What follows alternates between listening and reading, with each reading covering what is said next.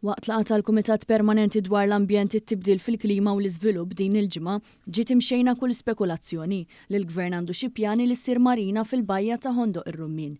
Din l-ispekulazzjoni ġdida mqajma mid-deputati nazzjonalisti intiża biss biex tagħmel ħsara l ftehim storiku li ġie konkluż riċentament għal protezzjoni ta' din iż-żona sabet mill-ewwel ir-reżistenza tan-naħa tal-Gvern, inkluż mis-Segretarju Parlamentari Omar Farrugia.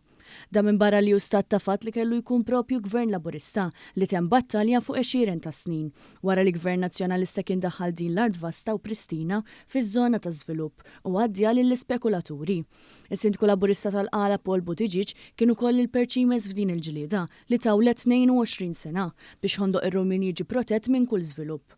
F'kumment ma' One News Buttigieg mhux biss innota b'sodisfazzjon il-pjani attwali relatati mas-sid biex jiġi protett u anke ssir afforestazzjoni iżda fakkar id-differenza llum minn żmien amministrazzjoni ta' Gvern Nazzjonalista li kien biddel il-pjani minn wara dar kulħadd fl-2006. Ninstab ferm sodisfatt li l-poplu tal-Qala jista' jserraħ rasu għax il-bieraħ saret l-aħħar konsultazzjoni fuq il-Local Plan ta' Ħondoq. Konsultazzjoni li damet is-snin għaddejja u lista bi pjaċir ngħid li ser tiġi total afforestation. Differenza kbira minn meta kienet inbidlet minn wara dar kulħadd fl-2006 u kienet sa ġiet għal touristic marine related activities.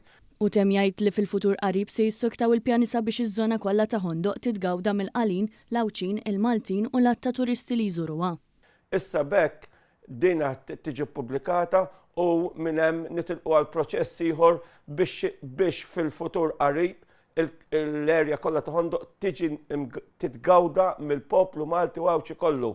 Waqt l-istess Kumitat Parlamentari f'intervent li għamel, is-Segretarju Parlamentari għax-Xogħlijiet Pubbliċi Omar Farrugia xejjen kull spekulazzjoni li bdiet titqajjem mir-rappreżentanti tal-Oppożizzjoni.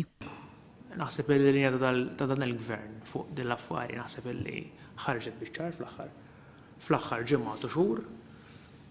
Il-kelma marina qatt ma semmit minn ta' dan il-Gvern jew inkella kien hemm xi ħsieb li ssir biex naqtaw kull spekulazzjoni.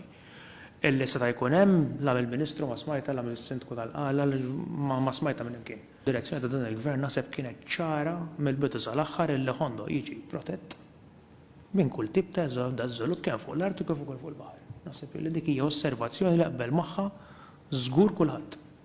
Totalment.